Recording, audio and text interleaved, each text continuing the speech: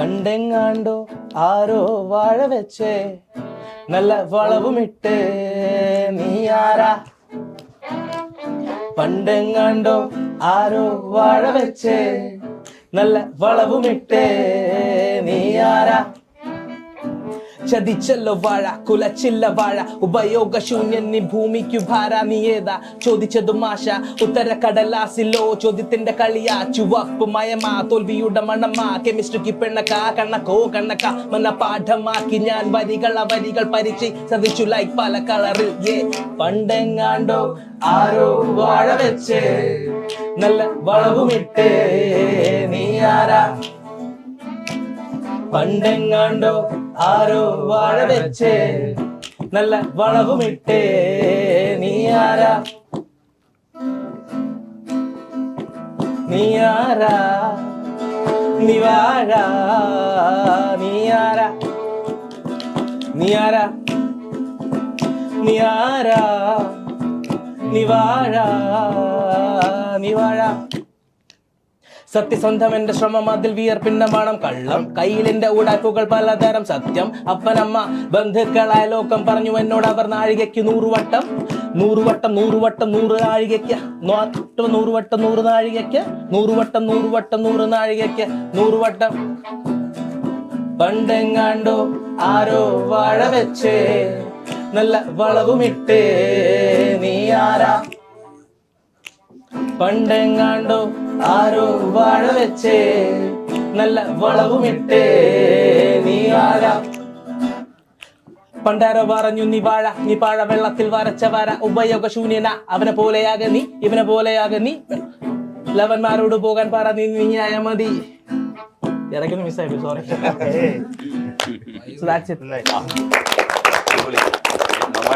ആണ് ലീഡ് ചെയ്തിരിക്കുന്നത് ഈ പാട്ടില്. വിപിൻ ശരിക്കും അങ്കിത് മേനോനും വിപിനെയും നമ്മുടെ ഇലക്ട്രോണിക്കലിയും രജത്തിനെയൊക്കെ എനിക്ക് പരിചയമുണ്ട്. എല്ലാവരും ഒന്ന് പരിചയപ്പെടുവോ? നൊമാഡിക് വോയിസ് എന്താ ശരിക്കും ഇപ്പോ ചെയ്തുകൊണ്ടിരിക്കുന്ന പരിപാടികൾ ഒന്ന് പറയും. ഇപ്പം ഞാൻ ഇപ്പം റാപ്പിംഗ് തുടങ്ങിയിട്ട് ഇപ്പം മോർ ദാൻ 10 years. ഇടയ്ക്ക് കൺസിസ്റ്റന്റ് ആയിട്ട് ചെയ്യാൻ പറ്റിയിട്ടില്ല. ബിക്കോസ് ഫുൾ ടൈം ഞാനൊരു നേഴ്സാണ്, പുറത്ത് ജോലി ചെയ്യുന്നു.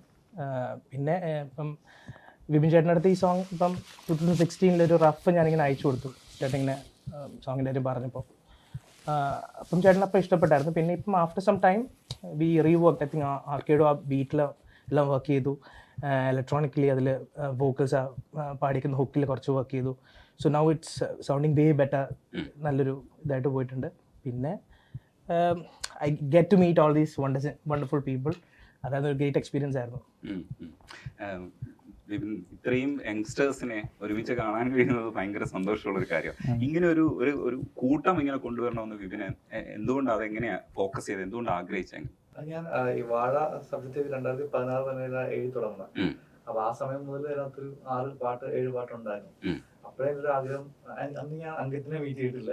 അപ്പൊ എനിക്ക് പ്രോപ്പർ മ്യൂസീഷ്യനെ കിട്ടുന്നില്ല. ഈ പറഞ്ഞ പോലെ എല്ലാവരും ഒന്നിനും ബിസിയുള്ള ആൾക്കാരില്ലെങ്കിൽ നമ്മുടെ രീതിയിൽ വർക്ക് ചെയ്യുന്ന ആൾക്കാരെ കിട്ടാൻ ഞാൻ ഭയങ്കര പാടായിരിക്കും. അപ്പൊ ഞാൻ അന്ന് പോലെ സൗണ്ട് ക്ലൗഡിലൊക്കെ ആൾക്കാരെ ഹണ്ട് ചെയ്യാൻ തുടങ്ങിയിട്ടുണ്ടായിരുന്നു. അപ്പൊ അതിന്റെ ഭാഗമായിട്ട് എനിക്ക് അങ്കിത്തിനെയൊക്കെ കിട്ടുന്നത്. അപ്പൊ ആ വാഴയിൽ വേണ്ടിയിട്ട് അങ്കിത്ത് അന്നൊരു പാട്ട് ചെയ്ത് എനിക്ക് അയച്ചെന്ന് പറയുന്നത് ഡൊമാറ്റിക് ചെയ്തിട്ടുണ്ട്, റാക്സ്റാഡിയും ചെയ്തിട്ടുണ്ട്. അങ്ങനെ കുറച്ച് പേര് വേറെയും ആൾക്കാർ വന്നിട്ടുണ്ട്. അപ്പം അതിന് കുറെ പാട്ടിനെ കളക്ട് വെച്ചിട്ട് അവരുടെ പടം ഒന്നും നടന്നില്ല. പിന്നെ കുറെ പടങ്ങൾ ഒന്നും നടക്കാതിരുന്ന കുറെ പടങ്ങളുണ്ട്. അപ്പൊ അതിലൊന്നാണ് ഈ വാഴ. അപ്പം വാഴയുടെ നൃത്യം ഒന്നാണ് ഞാൻ ജയ എഴുതുന്നത്. വാഴ ആണെന്നുള്ളൊരു ബുദ്ധിമുട്ടും വിഷമങ്ങളാണ് നമ്മൾ കണ്ടിന്യൂ ചെയ്യുന്നത്. അപ്പം അതിന്റെ വേറെ വെർഷനാണ് ഇങ്ങനെ ജയ ചെയ്തത്.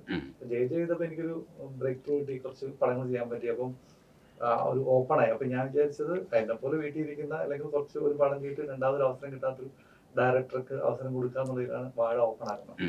ഗുരുവായൂരിന്റെ സെയിം ടൈമിൽ തന്നെ ആ ഷെഡ്യൂൾ തന്നെ ഞങ്ങൾ ഷൂട്ടിങ് തുടങ്ങി. സെയിം കാസ്റ്റ് ഒക്കെ വന്നപ്പോൾ ഞാൻ ഇവരെല്ലാം വീണ്ടും തിരിച്ചു വിളിച്ചു. നിങ്ങൾ ആ പാട്ടുണ്ട് തിരിച്ചു വരാന്ന് പറഞ്ഞിട്ട്. അപ്പോഴത്തേക്കും നൊമാഡിക് വീണ്ടും പോയി അയർലൻഡിലല്ലേ പുള്ളി അവിടെ പോയി. അപ്പൊ അതിൽ ഇവര് വേറെ റാപ്പേഴ്സ് വേറെ കുറച്ചുകൂടെ വലുതായി. പിന്നെ വേറെ പലരും വേറെ ഓൾറെഡി എസ്റ്റാബ്ലിഷ്ഡ് ആയിട്ടുള്ള ആൾക്കാർ ഫെജോയൊക്കെ എസ്റ്റാബ്ലിഷ്ഡ് ആയി. അപ്പൊ അന്ന് ഫെജോയൊക്കെ ഉണ്ട്. അപ്പം അങ്ങനെ അപ്പൊ ഞാൻ വീണ്ടും എസ്റ്റാബ്ലിഷ് ആവാത്തവരെ കുറച്ചുപേര് വീണ്ടും കളക്ട് ചെയ്യാന്നുള്ളതായിരുന്നു. അങ്ങനെ പ്ലാൻ ചെയ്തു. പാർവതീഷ് വന്നു, കിളി വന്നു, ആർക്കേട് വന്നു. ഇതൊക്കെ ബാക്ക്ഗ്രൗണ്ട് സ്കോറിൽ ഓൾറെഡി. അതിന്റെ ഇടയ്ക്ക് ഈ കിളി ഞാൻ കൗതുകമുള്ളതുകൊണ്ട് ചോദിക്കുക, ഈ ഇലക്ട്രോണിക് കിളി എന്ന് പറഞ്ഞൊരു പേര് എന്തുകൊണ്ട് സ്വീകരിച്ചു എന്ന് പറയാം? സ്വീകരിച്ചതല്ലേ തന്നെ വന്നാണ്. ആ, അതെങ്ങനെയാ ഈ ഇപ്പൊ പറയുന്ന കേട്ടോ, അങ്കിത് പറയുന്ന കേട്ടോ, ഞാൻ പാടുമ്പോ വെറും കിളിയും മ്യൂസിക് ചെയ്യുമ്പോൾ ഇലക്ട്രോണിക് കിളിയും. എന്താണ് സംഭവം? എന്താണ് സംഭവം എന്ന് വെച്ചാൽ അങ്കിത് തന്നെ പറയാം. അങ്കിത് ബ്രോ അതായത് അതിന് പ്രത്യേകിച്ച് ഉത്തരവില്ലെന്നാണ് എന്റെ ഒരു അങ്കിത് നറേറ്റ് ചെയ്ത് എന്താണ് ശരി? അല്ല, ഇപ്പൊ ആർട്ടിസ്റ്റ് നെയിംസ് എന്തായാലും it's there and everybody tries to keep, because അവരുടെ ഒരു ഓൾട്ടർ സെക്കൻഡ് സെൽഫ് ആണ് I think which they try to put out. So when he tries to make music I think he prefers being called electronic Kili. അത് ഭയങ്കര രസമുള്ള പേരാണ്. നമ്മൾ ആദ്യമായിട്ട് ഇപ്പൊ സ്റ്റെഫിൻ എന്നാണ് പേരെന്ന് ഇപ്പൊ മറന്നു പോവാറുണ്ട്. നമ്മളിപ്പോ ഫോണിൽ എല്ലാവരുടെ പേരും സേവ് ചെയ്യുമ്പോഴും ഇലക്ട്രോണിക് കിളിയാണ്. വീട്ടിൽ വിളിക്കുമ്പോ മിനിയാന്ന് അമ്മ വിളിച്ചപ്പോ ഞാൻ പറഞ്ഞു മറ്റേ കിളിയുടെ പേയ്മെന്റ് ഇങ്ങനെ സംസാരിച്ചപ്പോ അമ്മ കിളിയോ, അപ്പൊ അമ്മയ്ക്ക് അറിയില്ലായിരുന്നു കിളിയാണ് സ്റ്റെഫിൻ എന്ന് പറഞ്ഞിട്ട്. പിന്നെ അങ്ങനെ I think it's A great name. അടിപൊളി, നല്ല രസമുണ്ട്, ക്യൂട്ടാണ്. നിങ്ങളും ക്യൂട്ടാണ് കേട്ടോ.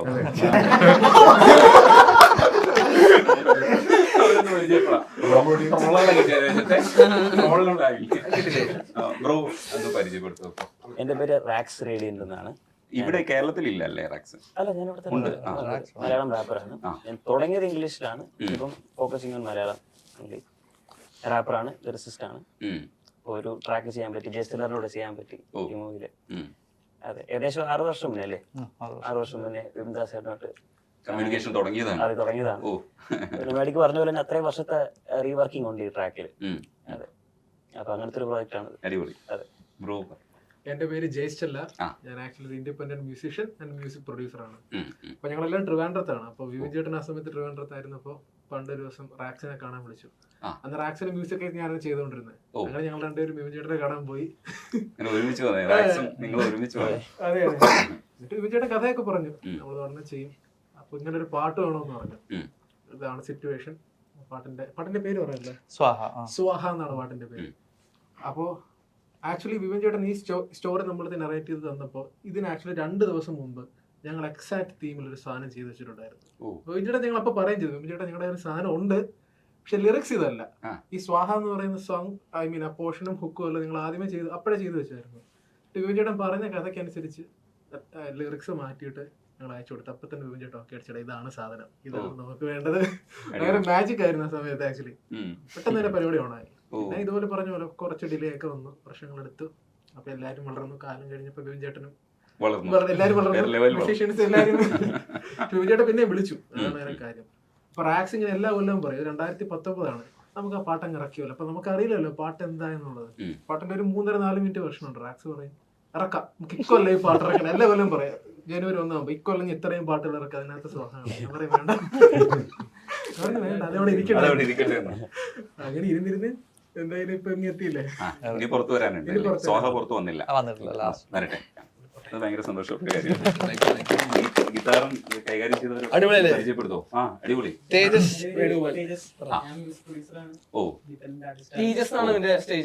അല്ല, ഇപ്പൊ ഇൻഡിപെൻഡന്റ് എല്ലാവരെയും കൂടെ മാനേജ് ചെയ്ത അങ്കിത്താണല്ലേ? മാനേജ് ചെയ്തില്ല, അവരൊക്കെ വിട്ടുകൊടുത്തു. അവർക്ക് വിട്ടുകൊടുത്തിട്ട് അവരാണ്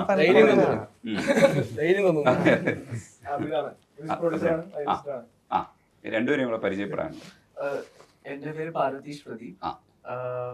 ഞാൻ മുംബൈയിലാണ് വർക്ക് ചെയ്യുന്നത്. പിന്നെ ഇവിടെ അങ്കിത് ബേയുടെ കൂടെ ഇവിടെ തുടങ്ങി മലയാളം ഫിലിംസിലൊക്കെ വർക്ക് ചെയ്യാൻ. പിന്നെ വിപിൻ ചേട്ടന്റെ കൂടെയാണ് തുടങ്ങിയത്. First film here was Vipin ചേട്ടൻസ് ഫിലിം. ആൻഡ് അത് കഴിഞ്ഞ് then it's always fun. ഇവിടെ എല്ലാവരുടെയും കൂടെ ഈ ടീമിന്റെ കൂടെ വർക്ക് ചെയ്യുന്നത് it's always fun, all of these guys. And 2 പാട്ട് ചെയ്യാൻ കിട്ടി ഫിലിമിൽ because of these guys and really thankful for that. അടിപൊളി. ഒരാളെ കൂടെ പരിചയപ്പെടാൻ. ഞാൻ ആർക്കേഡോ, മ്യൂസിക് പ്രൊഡ്യൂസറാണ്, കമ്പോസറാണ്. ഞാനൊരു കഴിഞ്ഞ 8 to 10 years ആയിട്ട് മ്യൂസിക് സീനിലുണ്ട്. I been making music. Predominantly Malayalam independent സീനിലാണ് സോങ്സ് ചെയ്യാറ്. 50+ സോങ്സിന് പ്രൊഡക്ഷൻ ചെയ്തിട്ടുണ്ട്. അതിനകത്ത് കുറച്ച് സോങ്സ് പോപ്പുലർ ആയിട്ടും ഉണ്ട്. എന്നിട്ട് അപ്പോൾ അതിനൊക്കെ ശേഷം ഒരു 1 year ബാക്ക് തൊട്ട് ഞാൻ അങ്കിത്തിൻ്റെ കൂടെ വർക്ക് ചെയ്യുന്നുണ്ട്. ഇപ്പോൾ വോയിസ് ഓഫ് സത്യനാഥൻ എന്ന് പറഞ്ഞ മൂവിയിലാണ് ഏറ്റവും ആദ്യം വർക്ക് ചെയ്തത് അങ്കിത്തിൻ്റെ കൂടെ. From then I been working with him as part of his team. ഇപ്പോൾ വാഴ എന്ന മൂവിയിലും as part of a team music പ്രൊഡക്ഷനും ആൻഡ് കമ്പോസിഷൻ ചെയ്തിട്ടുണ്ട് ബാക്ക്ഗ്രൗണ്ട് സ്കോർസിൽ. അടിപൊളി. അങ്ങനെ നിങ്ങൾ രണ്ടുപേരും കൂടെ ചേരുന്നത് എനിക്ക് തോന്നുന്നു ഇപ്പം ഗുരുവായൂരമ്പലനിലയിൽ ഉണ്ടായിരുന്നു, അന്താക്ഷരിയിലും പറഞ്ഞിട്ടില്ല, ഒരുമിച്ചുണ്ടായിരുന്നു. അപ്പം ഈ കോംബോ തന്നെ തുടർന്നായി. ജയ ജയ ജയഹയില് ഒരു 2 സാധനം, എങ്ങോട്ടീത് എന്താണീത്, അത് ഭയങ്കര രസമുള്ളൊരു സാധനമാണ്. ഞാൻ ആ പാട്ട് ശരിക്കും തിയേറ്ററിലാണ് ആദ്യമായിട്ട് കാണുന്നത് കേട്ടോ. കാണുന്ന സമയത്ത് ഞാൻ അങ്ങ് തന്നു, മനസ്സ് തന്നു എന്ന് പറയില്ലേ, ആ സിറ്റുവേഷനിലാണ് ആ പാട്ട് തുടങ്ങുന്നില്ലേ, അവിടെ മുതൽ ഞാൻ ശരിക്കും വിപിൻ ദാസിന്റെ കൂടെ അങ്ങ് കൂടി. കാരണം എന്ന് വെച്ചാൽ എന്താന്ന് വെച്ചാൽ ഈ മനുഷ്യൻ പറയട്ടെ, ഇയാൾക്ക് പറയാൻ അറിയാമെന്നുള്ളൊരു സാധനം ഇല്ലേ, അത് നമുക്ക് ഓൾറെഡി തന്നെ ഉണ്ട്. ഇപ്പം അന്തരീക്ഷരിയെ കാണുമ്പോൾ വേറൊരു ജോണറിലുള്ള സാധനമാണ്, അത് തന്നെ ഇമ്പ്രസ്ഡ് ആയിരുന്നു. അപ്പം ഈ ജോണറിലേക്ക് മാറ്റിയപ്പോൾ ഉണ്ടല്ലോ ഭയങ്കര രസമായിട്ടുണ്ടായിരുന്നു. അപ്പം അങ്കിത്തെ ആ ഒരു സാധനം തന്നെ പിടിക്കാം. വൈക്കം വിജയലക്ഷ്മി പാടുന്നു, അതുപോലെ തന്നെ ദർശന അതിനകത്ത് പാടിയിട്ടുണ്ട്. ഇവരെയൊക്കെ വെച്ച് പാടിക്കുമ്പോഴും വൈക്കം വിജയലക്ഷ്മിയുടെ ഒരു വോയിസ് ഇല്ലേ, അതിനെ ഭയങ്കര രസമായിട്ട് ഉപയോഗിച്ചിട്ടുണ്ട്. അത് പല സ്ഥലത്തും നമുക്ക് ആ ഹസ്കിനെസ്സും ഒക്കെ ഭയങ്കരമായിട്ട് ട്രൈ ചെയ്യാൻ കഴിയുന്ന ഒരാളാണ്. ആ ഒരു എക്സ്പീരിയൻസ് കൂടെ പറയാം. എനിക്ക് ഭയങ്കര നല്ലൊരു എക്സ്പീരിയൻസ് ആണ്. വൈക്കം ചേച്ചിയുടെ ശബ്ദം എനിക്ക് പണ്ടൊട്ട് ഭയങ്കര ഇഷ്ടമുള്ള ശബ്ദമാണ്. എപ്പോഴെങ്കിലും അത് ആ ശബ്ദം ഏതെങ്കിലും പടത്തിൽ യൂസ് ചെയ്യണം എന്ന് ആഗ്രഹം ഉണ്ടായിരുന്നു. പിന്നെ ജയ ജയയില് നമുക്കൊരു പുള്ളം പാട്ടിന്റെ രീതിയിലുള്ള ഒരു പാട്ട് വരുന്ന ആ സമയത്ത് ഒരു മൂഡ് വേണമായിരുന്നു. So we compose the draft കി ഇങ്ങനൊരു സംഭവം. അപ്പോൾ അത് കഴിഞ്ഞിട്ട് ആരായിരിക്കും ഇത് പാടിയാൽ നന്നാവുമെന്ന് വിചാരിച്ചപ്പോൾ it just one voice in our head, Vaikom ചേച്ചി. പിന്നെ പാടിയപ്പോൾ അപ്പോൾ തന്നെ studio and she enjoyed singing it a lot. Experience എന്ന് വെച്ചാൽ when you go to the studio to record her, she has already learn the song beforehand. Already പഠിച്ചിട്ടാണ് വരുന്നത്. അപ്പോൾ ലിറിക്സ് കണ്ടിട്ട് പാടുന്ന രീതിയല്ല. She already knows what the song is, she already knows the meaning of the song. പാടുമ്പോൾ just she's giving it all out. You as a viewer just enjoying the whole process of just sitting there and just letting her do her thing. പക്ഷെ അത് പാടിയപ്പോൾ, അത് first line പാടിയപ്പോൾ തൊട്ട് you are like set. Because അതിന്റെ lyrics session was also interesting. ഇപ്പൊ മനു ആണ് നമ്മളെല്ലാരും വീടി, ഞാൻ മറ്റേ പാട്ട് വിനായകനാണ്. രണ്ടും നല്ല രസമാണ്. ബേസിക്കലി നമുക്ക് പടത്തിൽ ഉടനീളം നരേഷൻ ഉണ്ടായിരുന്നു. ആ നരേഷൻ കട്ട് ചെയ്തിട്ട് ആ നരേഷനാണ് നമ്മൾ പാട്ടുകളായിട്ട് യൂസ് ചെയ്യുന്നത്. അപ്പം എന്താണ് ഇത് എങ്ങോട്ട് എന്നൊക്കെ പറയുന്നത് ആ സിനിമയിൽ നരേഷനാണ്. ഇത് എങ്ങോട്ട് പോകുന്ന അറിയില്ല, എന്താണ് ലൈഫ് എന്ന് അറിയില്ല എന്നൊരു നരേഷൻ എഴുതി വെച്ചിട്ടുണ്ട്. അപ്പം അത് നരേഷനായിട്ട് പറയുന്നത് ഭയങ്കര ബോറിംഗ് ആയതുകൊണ്ട് അത് പാട്ടായിട്ട് മാറ്റും. അപ്പം അവരടുത്ത് പറയുന്നത് ഇങ്ങനെ തന്നെയാണ്, എന്താണ് ഇത് എങ്ങോട്ട് ഇത് എന്നുള്ള സാധനം. ഈ വീട്ടിൽ ചെന്ന് കയറുമ്പോൾ ഒരു അമ്മ നോക്കും, മറ്റേ അപ്പുറത്തെ വീട്ടിലെ ചേച്ചി ചിരിക്കും, നോക്കി ഒരു പരിചയമില്ലാത്തൊരു ചേച്ചി നോക്കി ചിരിക്കും, അപ്പം തിരിച്ചിരിക്കണം. അവർ ഈ പെൺകുട്ടി അടിമുടി നോക്കും. അപ്പൊ അതൊക്കെ അങ്ങനെ തന്നെ ലിറിക്സിൽ എഴുതി എടുത്തൊരു പാട്ടാണ്. എന്നിട്ടാണ് എഴുതുന്നത്, സീൻ കാണിച്ചു കൊടുത്തിട്ടാണ് എഴുതുന്നത്. അങ്ങനെ എഴുതി ഉണ്ടാക്കിയതാണ്. അപ്പൊ അതിന്റെ ഒരു ഡീറ്റെയിലിംഗ് ഉണ്ടായിരുന്നു ആ പാട്ടിന്. അത് ഭയങ്കര രസമുള്ള ഒരു പ്രോസസ്സാണ്.